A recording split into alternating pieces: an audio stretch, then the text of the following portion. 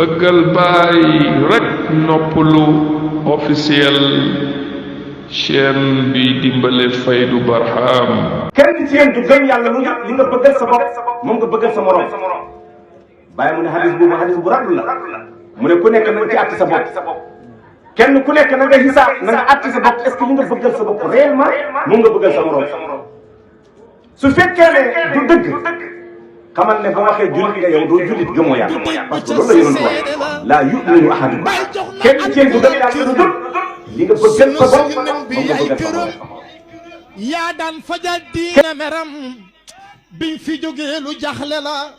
abonné daal diisul doo fay dara bësal rek.